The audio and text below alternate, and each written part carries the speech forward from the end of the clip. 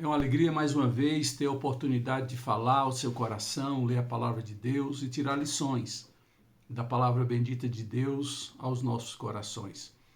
Hoje eu quero continuar as nossas meditações, as nossas reflexões na história familiar de Davi, sobretudo a relação pai-filho, Davi e seu filho Absalão. Absalão, como eu falava, significa o pai da paz. O contraditório é que esse jovem, que tinha no nome a paz, se deixou se dominar pelo ódio, pelo rancor, e tudo isso promoveu ações desastrosas, terríveis, que no seio familiar não são esperadas. Essa é a história de Davi e Absalão. Pois bem, vamos fazer um levantamento do que aconteceu entre pai e filho. Absalão tinha uma irmã, e essa irmã chamava Tamar. Eles eram irmãos de sangue, eles tinham outros meio-irmãos. Davi tinha de 17 a 20 filhos, e um meio-irmão de Tamar, ele desejou ter a sua própria irmã. E assim fez toda uma armadilha, um estratagema, e atraiu sua irmã, abusou dela, cometeu incesto, e a coisa veio a complicar de tal forma. Por quê? Porque Absalão ficou esperando do pai tomar alguma providência. Davi se omitiu, e o ódio do coração de Absalão aumentou.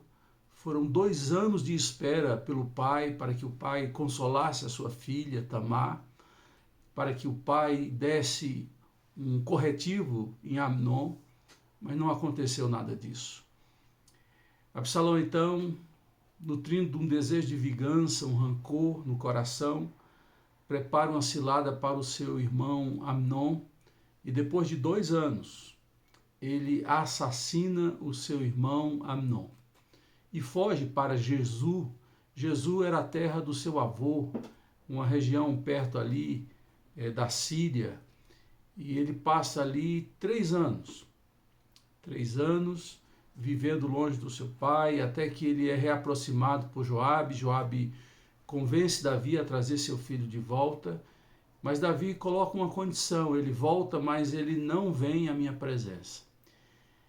Absalão volta de Gesu para Jerusalém, fica na sua casa 3 anos, é isso mesmo que você está ouvindo, são 3 anos, longe do pai, sem nenhuma ação do pai, nem que fosse para descascar, dar uma palavra de repreensão.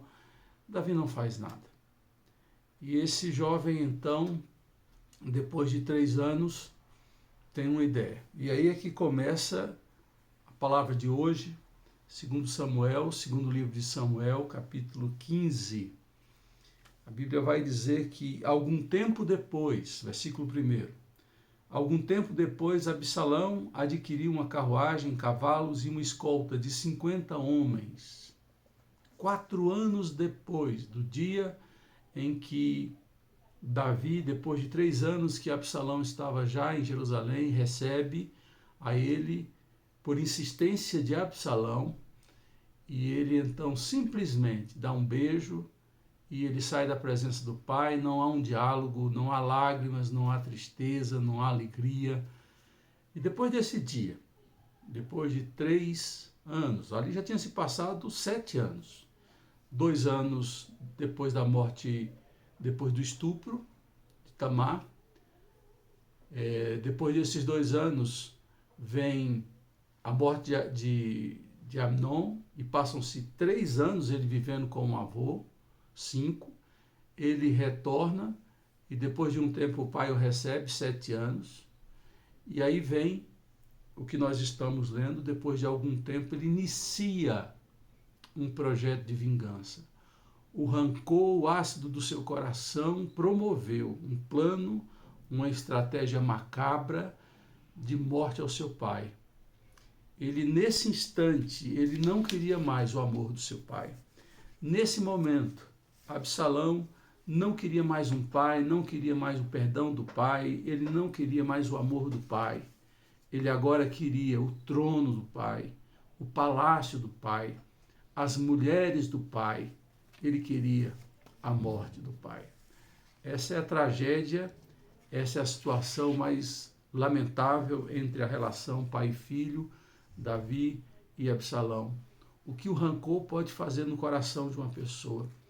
Nós precisamos ter um cuidado todo especial com os nossos sentimentos, para que eles não azedem, para que eles não se transformem, não haja uma metamorfose no nosso coração e o amor, o carinho se transforme em ódio e rancor.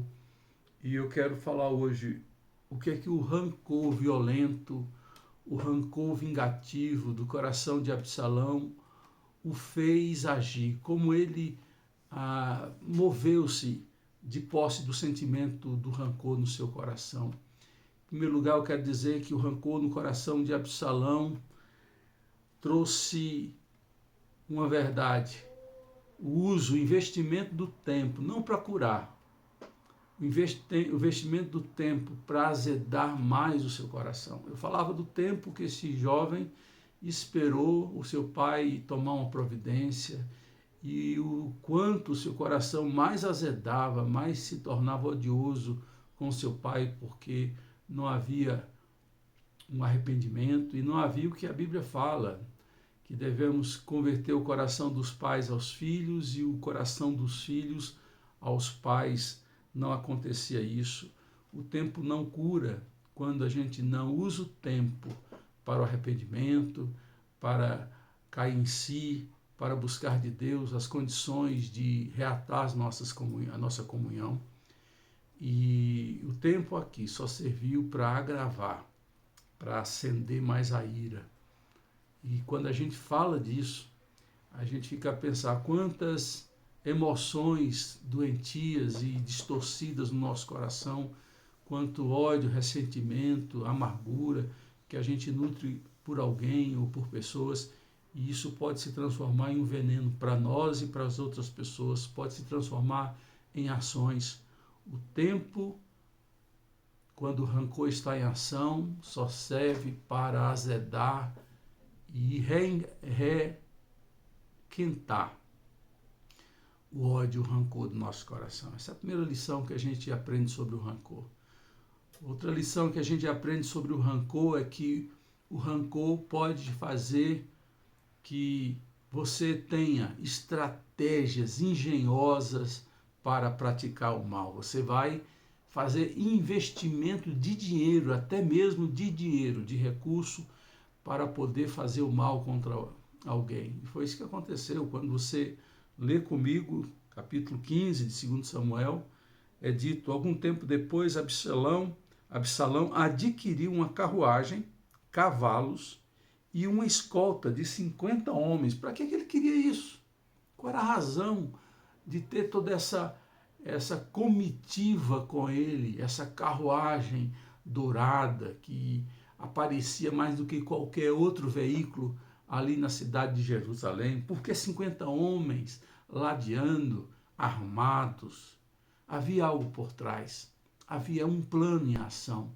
Ele queria chamar a atenção para si, ele tinha uma vaidade no seu coração. Diz a Bíblia que, como ele não teve filhos, ele construiu uma coluna para que o seu nome não fosse esquecido, porque os filhos eles vão levar o nosso nome adiante. Mas quando você não tem filho, você procura de alguma forma deixar algum legado, alguma memória, e ele fez uma coluna. Então tinha um pouquinho, para ser generoso, um pouquinho de vaidade no coração de Absalão. Então, quando a gente está movido pelo rancor, a gente investe dinheiro. Você vai encontrar nos noticiários policialescos pessoas que pagaram alto para ver o seu desafeto sendo morto, assassinado, porque quando o ódio está em ação, você é capaz de meter a mão no bolso para satisfazer o desejo do seu coração de vingança. Uma terceira coisa que o rancor faz no coração de Absalão e pode fazer no nosso é de nos fazer pessoas dedicadas. Oh, coisa interessante. Para trabalhar, para fazer o bem, a gente não desperta tanta dedicação. Mas Absalão, a partir do momento que ele planejou e passou a executar o plano de rancor, de vingança, diz a Bíblia que ele levantava cedo todos os dias. Levantava cedo para ficar à porta do palácio do pai, assediando aqueles que vinham levar suas causas para que seu pai julgasse. Ele precisava colocar em ação e o seu tempo, as suas forças, as suas energias estavam em ação. A pessoa que levanta cedo para fazer o mal está completamente fora de sintonia. A gente tem que levantar cedo para fazer o bem e andar na presença de Deus. Uma quarta coisa, e aqui eu quero gastar um tempo maior com você, o que é que um coração rancoroso, odioso, vingativo, como o coração de Absalão estava, o que é que ele é capaz de fazer? E aí tem algumas coisas que eu quero chamar a sua atenção. A intenção de Absalão, a partir daquele momento, era roubar os corações dos israelitas, tirar o foco do rei e dizer: quem deve ser rei no lugar do meu pai sou eu. E ele passa a dar uma atenção aos homens e mulheres que vinham pedir que Davi julgasse sua causa, como nunca Davi havia dado, como nunca ninguém havia dado. Ele passa a dar e a fazer o que ele desejava ter tido do pai. Preste atenção nisso, isso é muito importante. Isso é um comportamento psicológico quase que imperceptível. O que a gente não teve, a gente tende a oferecer a outros, porque é uma forma de compensar. Eu não tive, mas quem eu convivo, meus filhos, vão ter o que eu não tive. Isso é muito comum numa forma de trabalhar as defasagens emocionais dos nossos corações. E ele dava atenção. Ele comenta isso. No capítulo 15, versículo 3, diz assim: e Absalão dizia: a sua causa é válida e legítima, validava e legitimava o que as pessoas levavam ao seu pai. Mas não há nenhum representante do rei para ouvi-lo. Ele estava dizendo: meu pai não vai dar atenção para você, como não deu para mim. A atitude e o gesto de Absalão significa muito do ponto de vista mental, psicológico. Ele estava dizendo com sua ação o que ele sentia, o que ele havia passado, as defasagens, as ausências. E ele agora, querendo ser o que o pai não foi, prometia a todos que ali compareciam afeto, carinho, respeito e atenção. Ele usava de uma estratégia de que quando as pessoas vinham para ele, depois que ele começou a ser afamado como um filho do rei, que dava atenção a todas as pessoas. Quando as pessoas chegavam para se curvar diante dele, ele segurava a mão da pessoa, a levantava, abraçava e a beijava, dando a essa pessoa uma distinção, a pessoa se sentia acolhida, respeitada, honrada pelo filho do rei. Era tudo isso que ele queria receber. É impressionante como a coisa muda de figura, como os papéis se invertem. Parecia até uma coisa muito bonita, mas fazia parte de um plano maligno. Olha que coisa terrível. As pessoas são capazes de mostrar afeto, afeição, carinho, mostrar até humildade, mas no fundo, lá no íntimo, lá no âmago, existe uma intenção maligna de roubar o coração das pessoas. E por que eu falo roubar os corações? Porque, de alguma forma, os corações dos cidadãos de Israel eram para com o seu rei, a fidelidade é para com o seu rei, e o rei era Davi, e o rei era o pai de Absalão. E o pai de Absalão, Absalão odiava. O pai de Absalão não dava para o povo que eles mereciam, e Absalão, então, no seu plano de substituir o seu pai, de roubar o trono do seu pai, dá a eles e ao coração do povo o que o povo não recebia. E ele estava com aquele gesto de carinho, de afeto, roubando o coração daquelas pessoas. Tudo um plano. Não era espontâneo, não era verdadeiro os gestos e os atos de Absalão. Assim ele estava roubando o coração e seduzindo o povo para amá-lo e para desprezar o seu pai, o rei Davi. Foi isso que aconteceu. Agora, quando a gente olha para o versículo 7 do capítulo 15 ainda, ele vai usar algo que é abominável. Tudo que ele está fazendo em nome de uma vingança, de um rancor, foi suplantado quando no versículo 7 ele se apresenta diante do rei e usa da religião para executar os seus planos malignos e malditos. Diz a Bíblia no versículo 7, ao final de 4 anos de quê? Desde o plano que ele comprou a bendita carruagem para entrar em Jerusalém com 50 pessoas, cavalos, parecer que era um ator de Hollywood. E a partir daquele dia, 4 anos, um plano sendo executado, até que ele chega nesse dia, depois de 4 anos, e diz ao rei, deixa-me ir a Hebrom. Hebrom foi a primeira cidade que Davi reinou. Só depois de 7 anos e meio que ele vai para Jerusalém, ele toma Jebus dos Jebuseus e faz da cidade de Jebus Jerusalém. E depois desse período ele se torna rei de todo Israel e passa a reinar a partir de Jerusalém. Então havia na cidade de Hebrom toda uma identificação familiar de Davi, e ele usa uma desculpa religiosa. Por isso eu estou dizendo, ele usou a própria religião para mentir. Diz o texto, deixa-me ir a Hebrom para cumprir um voto que fiz ao Senhor quando o teu servo estava em Jesus, na Síria.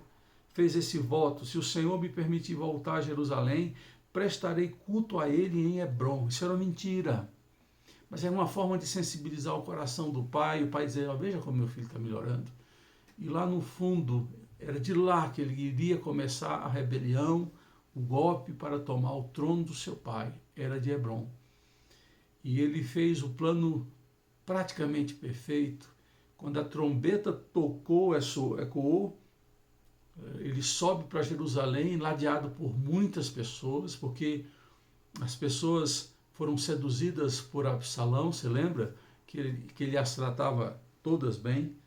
E quando esse homem sai de Hebrom, ele sai com a rebelião em curso, Davi toma conhecimento, deixa apenas 10 concubinas no palácio e sai com toda a sua família, atravessa o ribeiro de Cedron, sobe o Monte das Oliveiras e parte para o deserto, para as cavernas do deserto, para fugir do seu filho Absalão. O ódio, o rancor, a vontade de vingança havia se tornado em ameaça de morte. É um quadro dramático numa família, você imaginar que Davi estava terminando a sua vida dessa forma. Davi foge, deixa algumas pessoas infiltradas no palácio para ter notícia do que estava acontecendo, mas o sentimento de culpa estava presente no coração de Davi, e Davi então sempre pede para que eles tenham cuidado com o jovem Absalão, que não matem o jovem Absalão. Era como se fosse uma forma de compensar os seus erros, de não matá-lo, mesmo o seu filho querendo a morte física do seu pai. Ele ainda via a possibilidade de restaurar os erros de ambos os lados. Ele estava vendo que o erro não era só de Absalão ao fazer aquela rebelião, ele estava começando a perceber os seus erros, mas também ele via o erro cometido por ele com Absalão, e então ele se coloca no lugar de Absalão e tenta preservar, e a batalha acontece quando o exército de Absalão é encurralado. Absalão foge por um lado e tem uma árvore, como ele tinha um cabelo muito grande, um cabelo muito bonito, ele era um homem muito bonito, diz a Bíblia, ele e Tamar, sua irmã de sangue, eram muito bonitos. O seu cabelo ficou preso e ele fica pendurado nessa árvore, e ele é descoberto, e Joabe vai junto com outros homens e matam Absalão sem nenhuma dor no coração. E quando Davi sabe da notícia, aqui nós estamos já no capítulo 18, Davi, então, ele sobe ao quarto, depois de receber aquela notícia trágica, E ele pergunta, né, quando o mensageiro chega, o rei perguntou: o jovem Absalão está bem? Até que o etíope, um dos dois que foram levar as notícias, diz que os inimigos do rei, meu senhor, e todos os que se levantaram para fazer-te mal, acabem como aquele jovem. Então o rei abalado subiu ao quarto que ficava por cima da porta e chorou. E foi um choro de lamento. Foi subindo e clamando: ah, meu filho Absalão, meu filho Absalão, quem me dera ter morrido em seu lugar. Ah, Absalão, meu filho Absalão. Que tristeza, queridos. Que dor no coração. Eu sei que a gente tende a ver o drama de Davi e dizer assim: por que é que ele não pensou antes nas consequências da sua omissão, da sua frieza? Mas não é tão simples julgar Davi. Foi um erro terrível, foi uma consequência macabra para ele e para sua família. Era um homem que trazia culpa no seu coração por não ter feito o que deveria ter feito.